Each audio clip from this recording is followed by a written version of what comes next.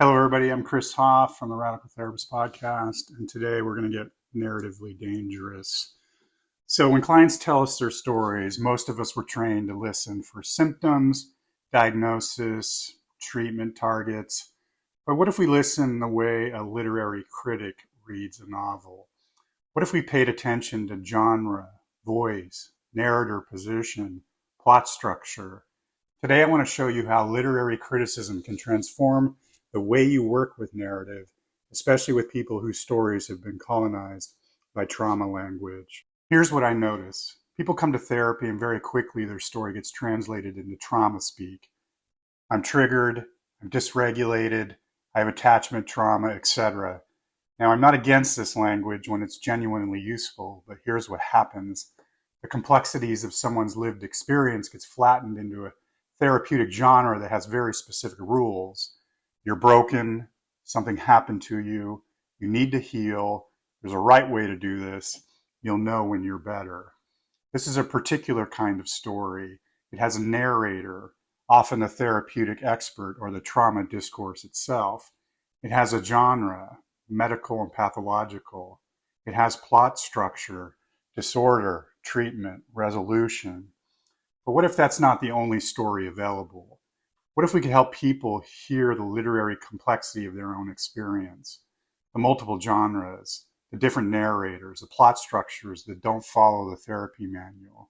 This is where literary criticism becomes a radical tool. So let me break down the 4 specific things I listen for. First, genre.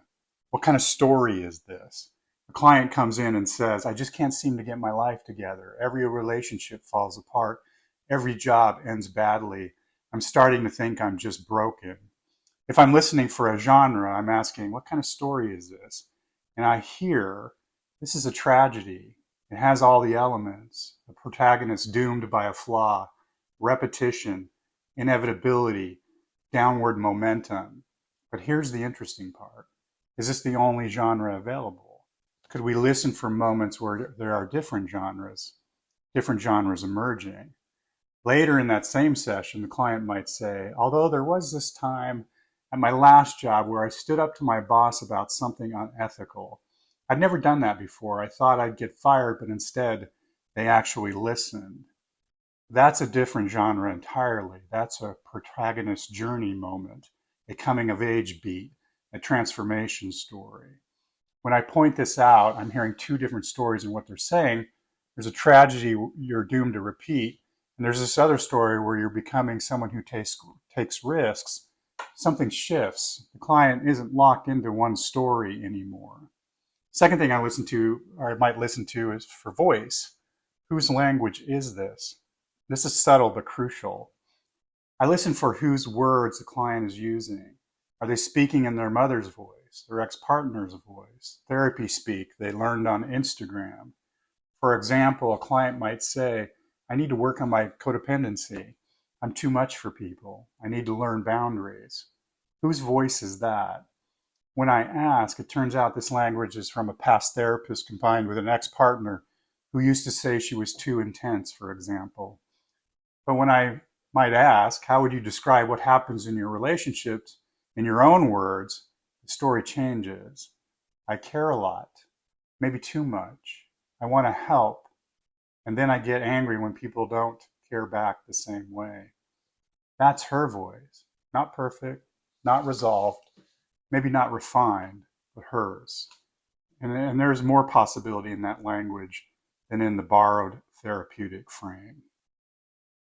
Next, I listen for narrator position. Who's telling the story and from where?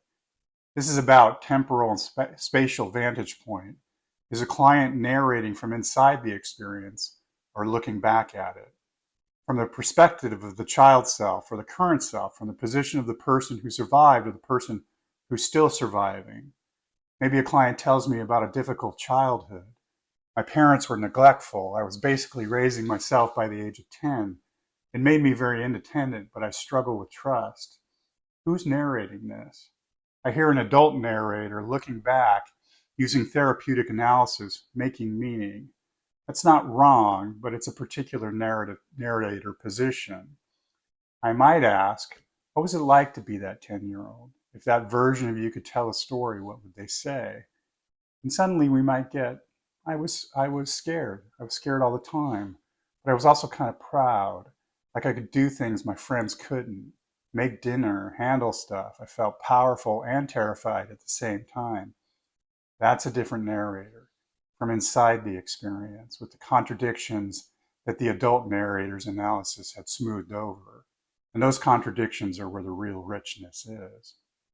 I might listen for plot structure. Where are we in the arc? Stories have structure, beginning, middle, end, setup, conflict, resolution, or sometimes circular, repetitive, stuck. I listen for where the client believes they are in the story. Are they in Act 1? Something terrible is beginning. Act 2, I'm in the messy middle with no end in sight.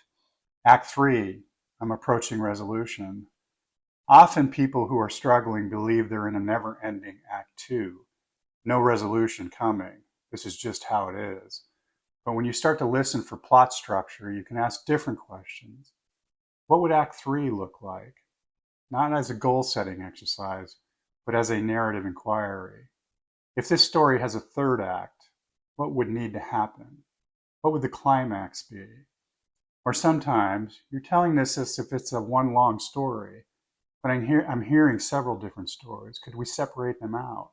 Because maybe one story is in Act 3, while another story is just beginning. So, why does this matter? Here's why I think literary criticism is such a powerful tool. Trauma language has become the dominant genre for making sense of suffering. And it helps many people, but it also colonizes experience. When you learn to listen literally, you're listening for stories that don't fit the trauma manual, the contradictions that the therapeutic coherence erases, the client's own voice underneath borrowed language, the multiple genres someone inhabits simultaneously. You're not trying to give them a better story. You're helping them notice they're already telling multiple stories. That they're already more complex than any single narrative, therapeutic or otherwise, can hold. This is narrative therapy that trusts literature more than it trusts psychology. That honors the client as author, not patient. That makes rooms for tragedies and comedies and mysteries and epics to coexist. So here's your practice. Might make a suggestion for you. This week, pick one session. Listen for a genre. What kind of story is your client telling? Is it the only genre available? Listen for a voice. Whose words are they? Listen for a narrator position. Who's telling this and from where? Listen for plot structure. Where do they believe they are in the arc? You don't have to do anything with what you hear. Just notice. The listening itself changes something. Drop a comment in if you try this. I'd love to hear what you discover. And as always, stay narratively dangerous and peace.